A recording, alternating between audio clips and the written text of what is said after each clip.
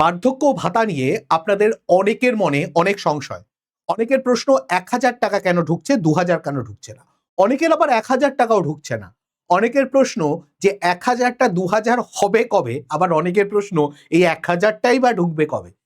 এই সব সমস্যার সমাধান আমি আজকে করব।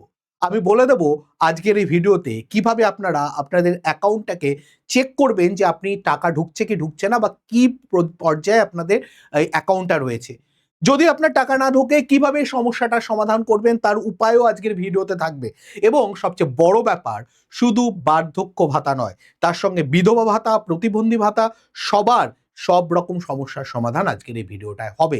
মন দিয়ে শুধু প্রথম থেকে শেষ পর্যন্ত দেখুন এবং তাড়াতাড়ি দেখে নিন, কারণ সমাধানটার একটা নির্দিষ্ট সময় থাকবে। তো চলুন শুরু করা যাক। নমস্কার, আমি পলাশ, আপনাদের সবাইকে স্বাগত জানাচ্ছি স্কিল দুনিয়ার আরও একটা নতুন ভিডিওতে। সবার প্রথমে আমাদের যেটা বুঝতে হবে যে এখানে কি হচ্ছে। বর্তমানে ১,০০০ টাকা অনেকের অ্যাকাউন্টেই ঢুকছে। এবার যাদের ঢুকছে না তাদের সমস্যাটা এইটা হতে পারে, আপনার হয়তো ব্যাংকের যে অ্যাকাউন্ট তার সঙ্গে, যেটা ডিবিটি বলা হয়, ডাইরেক্ট বেনিফিট ট্রান্সফার, তার জন্য আধারের সঙ্গে যে মোবাইল নাম্বারটা লিঙ্কের প্রয়োজন বা ব্যাংকের অ্যাকাউন্টটার লিঙ্কের প্রয়োজন সেটা হয়তো নেই। সেটারও উপায় আমি বলে দেবো যে কিভাবে করবেন বা কিভাবে আপনারা ডিবিটি লিঙ্ক করবেন। আচ্ছা, ডিবিটি লিঙ্কের ব্যাপারে কিন্তু আমি সম্পূর্ণ একটা ভিডিও আপনাদের জন্য বানিয়েছি। সেই ভিডিওর মধ্যে কিন্তু আপনারা ডিবিটি লিঙ্কের স্ট্যাটাস চেক থেকে শুরু করে কিভাবে করবেন যদি না করা থাকে বাড়িতে বসে, সেই পদ্ধতিও বলা আছে। যাই হোক, এবার আসল কথায় আসা যাক। অ্যাকাউন্টে নিয়মিত ১,০০০ টাকা ঢুকছে অনেকেরই। এবার প্রশ্ন হচ্ছে যে এপ্রিল, মে, জুন মাসে আমাদের টাকা ঢুকেনি। যদি না ঢুকে থাকে, আপনার যদি সব ঠিকঠাক থাকে, তাহলে ওয়েট করুন, আপনার অ্যাকাউন্টে ঢুকে যাবে। একটু অপেক্ষা করতে হবে, হয়তো একবারে টাকাটা ঢুকবে, কিন্তু একটু অপেক্ষা করতে হবে। এবার প্রতিশ্রুতি তো ছিল স্যার ২,০০০ টাকার, ১,০০০ টাকার কথা বললে কি হবে এখন? ঘোষণার কথা ২,০০০ থাকলেও এখনো ১,০০০ ঢুকছে। তার একটা বড় কারণ। বড় কারণ হচ্ছে অন্নপূর্ণা ভান্ডার নিয়ে একটা, আপনারা সকলেই জানেন, অন্নপূর্ণা ভান্ডার নিয়ে একটা বড় রকমের প্রসেস চলছে। সেখানে form fill up online, offline, বা যাদের অলরেডি রয়েছে তাদের তো কারোর টাকাও ঢুকতে শুরু করে দিয়েছে। সেই প্রসেসটাকে একটু স্ট্রিমলাইন করিয়ে, একটু জায়গায় এনে তারপরে এইগুলো আবার শুরু হবে। যাদের পেন্ডিং আছে তারাও টাকা পাবেন। এবার দুটো কাজ আগে করে নিতে চাইছে সরকার, যেহেতু সেখানে অনেক বেশি লোক সংখ্যা রয়েছে। সেটা হচ্ছে অন্নপূর্ণা ভান্ডার, যুবশক্তি, এই দুটো একটু প্রসেসটা হয়ে গেলেই তারপরে কিন্তু এটাও শুরু হয়ে যাবে। এবার পেমেন্ট সংক্রান্ত কয়েকটা জরুরি তথ্য আপনাদের সঙ্গে শেয়ার করে রাখা দরকার।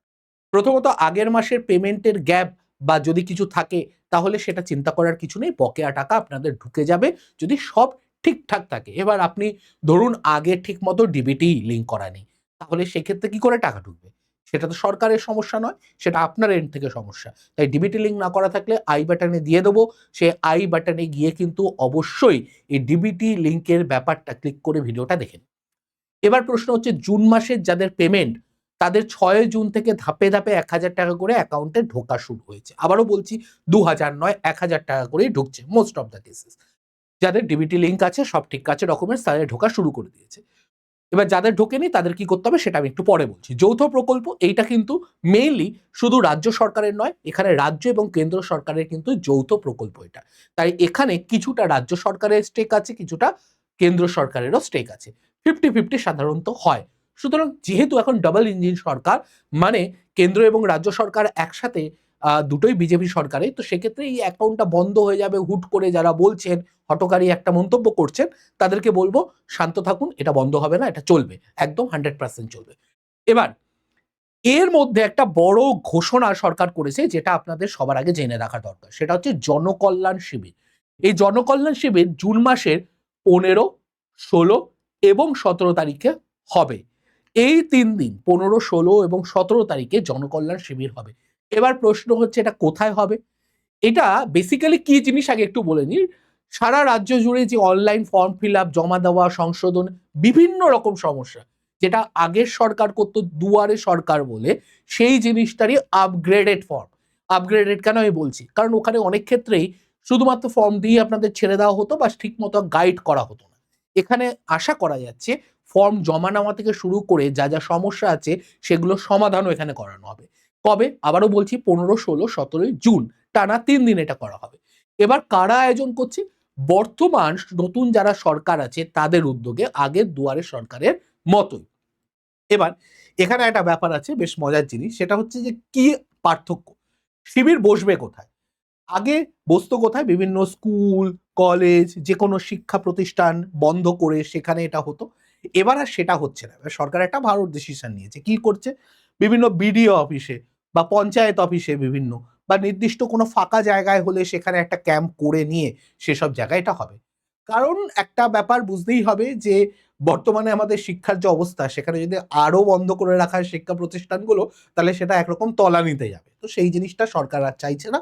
সরকার সেইগুলো যাতে হ্যাম্পার না হয় বা সেখানে পঠন পাঠন এবং যে জিনিসটা চলছে সেটা যাতে বন্ধ না হয়, তার জন্য এই ডিসিশন।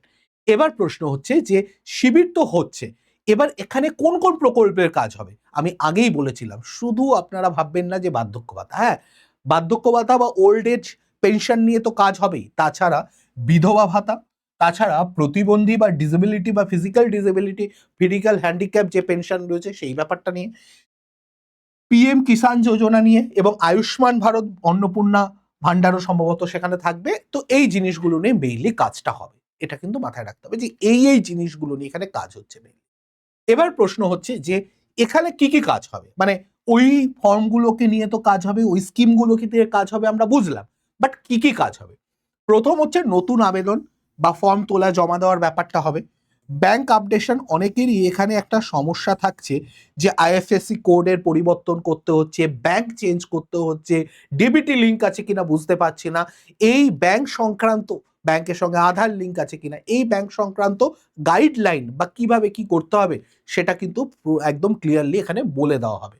অনেকের অনেক রকম প্রশ্ন থাকছে যে আমি পশ্চিমবঙ্গের বাইরে ছিলাম, আমার পিএফ অনেকদিন আগে চলতো, আমি পাবো কিনা, আমি পাবো কিনা, আমার হাজবেন্ড এত ইনকাম করে, আমার বাড়িতে তো গাড়ি আছে কিন্তু সেই গাড়ি তো আমি কেনার পরে বেচে দিয়েছি, আমার নামে আছে। এরকম বহু প্রশ্ন আমি পেয়েছি, এই প্রশ্নগুলোর উত্তর এখানে ভালোভাবে পাওয়া যাবে। আরেকটা কি, তথ্য সংশোধন, ভুল নাম থাকলে, ভুল ঠিকানা থাকলে বা ঠিকানা চেঞ্জ হলে সেখানে কি হবে, সেই জিনিসগুলো এখানে হবে। এবং স্টেটাস চেক করা, এটা একটা বড় কাজ। আমি বলেও দেবো যে কিছু স্টেটাস আপনারা কিভাবে চেক করতে পারবেন, সেটা বাড়িতে বসেও করতে পারবেন, বাট এখানেও চেক করতে পারবেন। বাড়িতে বসে কিভাবে চেক করবেন সেই ব্যাপারটাও আমি আপনাদের সঙ্গে শেয়ার করছি। এবার স্টেটাস চেকের জন্য আপনাকে কি করতে হবে? অনলাইনে আপনি স্টেটাস চেক করবেন কি করে? অনলাইনে বসে। তার জন্য জয় বাংলা বলে আপনি গুগলে সার্চ করুন বা joyBangla.wb.gov.in, আমি লিঙ্কটাও দিয়ে দেবো।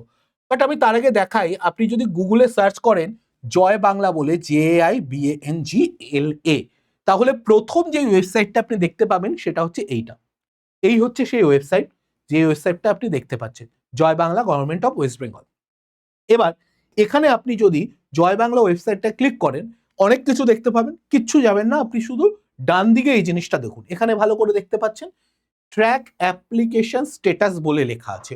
এই বাটনটাকে আপনাকে ক্লিক করতে হবে। এই বাটনটায় যদি আপনি ক্লিক করেন তাহলে আপনার এটা খুলে যাবে। এবার এখানে সবার প্রথমে আপনি দেখুন আপনি কোন স্কিমটা চাইছেন। স্কিমটা আপনি যদি বার্ধক্য ভাতা বলেন তাহলে WCD ওল্ড এজ পেনশন, যদি উইডো বা বিধবা ভাতা চান তাহলে WCD উইন্ডো পেনশন। আমি বার্ধক্য ভাতার জন্য চেক করছি, এবং আমি কিসের মাধ্যমে চেক করব? আপনি তিনটে জিনিসের মাধ্যমে চেক করতে পারেন। এক হচ্ছে বেনিফিশিয়ারি আইডি, স্যার আমার কাছে বেনিফিশিয়ারি আইডি নেই বা ভুলে গেছি, হারিয়ে ফেলেছি। সেকেন্ড হচ্ছে মোবাইল নাম্বার দিয়ে চেক করুন, করতে পারেন। থার্ড হচ্ছে আধার নাম্বার দিয়ে চেক করুন, আপনার কাছে আধার নাম্বার বা মোবাইল নাম্বার থাকবে। আপনার আধার নাম্বারটা তো ফিক্সড, মোবাইল নাম্বারও হতে পারে আপনার চেঞ্জ হয়েছে, বাট আধার নাম্বারটা ফিক্সড, আধার নাম্বার দিন। দেওয়ার পরে আপনি এখানে আধার নাম্বার সিলেক্ট করলেন, যখন আপনি মোবাইল নাম্বার সিলেক্ট করেন মোবাইল নাম্বার দিতে হবে, এখানে আধার নাম্বার সিলেক্ট করলে আধার নাম্বার দিতে হবে, বেনিফিশিয়ারি আইডি থাকলে বেনিফিশিয়ারি আইডি দেবেন, যেটা আপনার কাছে আছে সেটা আপনি দিন, এবং এখানে যে ক্যাপচাটা লেখা আছে সেটাকে এখানে এন্টার ক্যাপচা, এখানে সেটাই লিখুন। লিখে সার্চ করলেই আপনি সঙ্গে সঙ্গে আপনার ব্যাপারে যাবতীয় ডিটেলস বা আপনি যার ব্যাপারে সার্চ করতে চাইছেন যাবতীয় ডিটেলস আপনাকে দেখিয়ে দেবে। এটাই আপনি যখন সাইবার ক্যাফেতে যাবেন আপনাকে অনেক কথা বোঝাবে, বুঝিয়ে বুঝিয়ে তারাও এই জিনিসটাই করবে, করে আপনার থেকে 40-50 টাকা নিয়ে নেবে চেক করার জন্য। তো আপনি কেন করবেন? আপনি বাড়িতে মোবাইল আছে, বাড়িতে ল্যাপটপ আছে, কম্পিউটার আছে, বাড়িতে বসুন, বসে 1 সেকেন্ডে করবেন। আমি লিঙ্কটা দিয়ে দেবো নিচে, নিচে অবশ্যই লিঙ্কটা দিয়ে দেবো। ওকে, এবার আসা যাক পরের পয়েন্টে।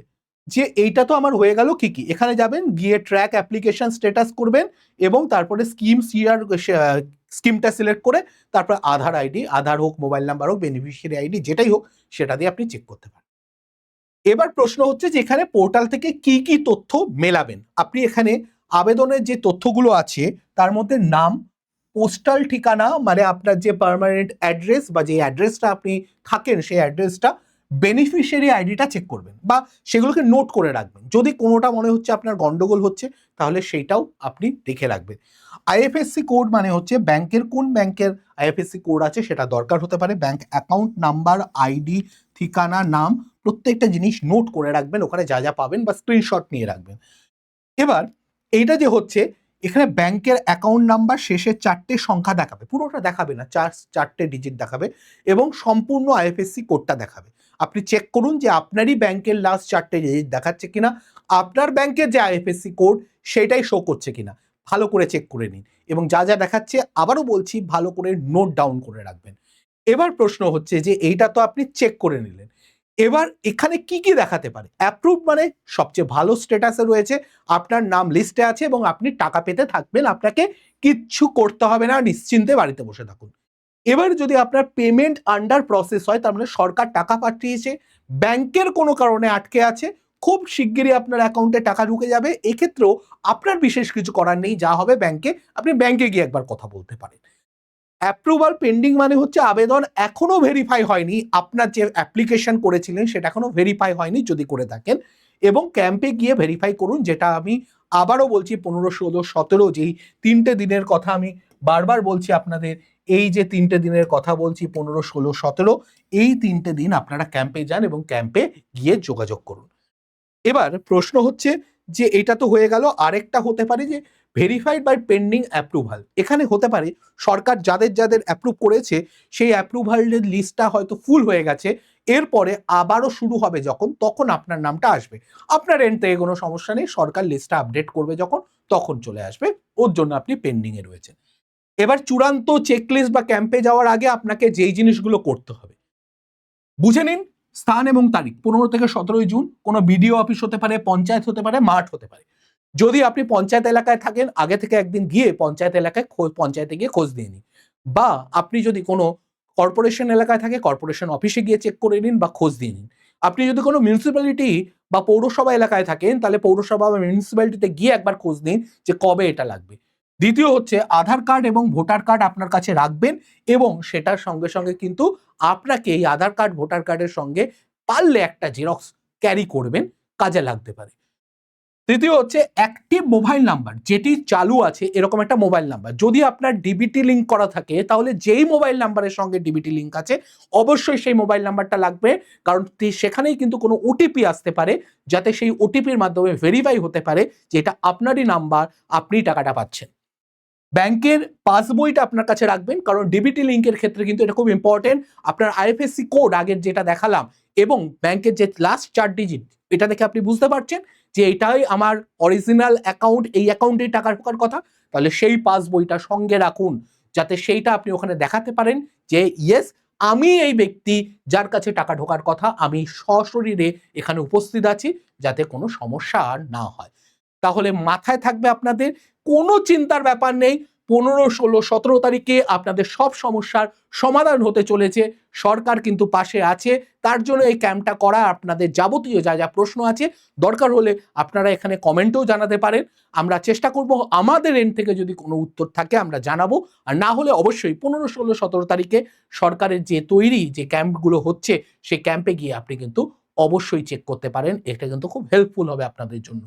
আশা করি এই ভিডিওটা আপনার জন্য এবং আপনার আশেপাশে থাকা বৃদ্ধ, বিধবা বা প্রতিবন্ধী প্রত্যেক ব্যক্তির জন্য প্রচণ্ড ইম্পর্টেন্ট হতে চলেছে। তাদের সঙ্গে শেয়ার করে দিন, এটা হয়তো তাদের কিছুটা দুশ্চিন্তার অবসান করবে এবং সমস্যার সমাধান করবে, তাদেরও একটু সাহায্য হবে। আশা করি তারাও আপনাকে দুহাত তুলে আশীর্বাদ করবেন এবং আমাদেরও পাশে থাকতে আপনাদের একটু সাহায্য করবে। তো নমস্কার, আজকের ভিডিওটা এই পর্যন্তই রাখছি। ভালো থাকবেন, দেখা হবে নতুন কোনো ভিডিওতে। জয় হিন্দ, জয় ভারত, জয় পশ্চিমবঙ্গ।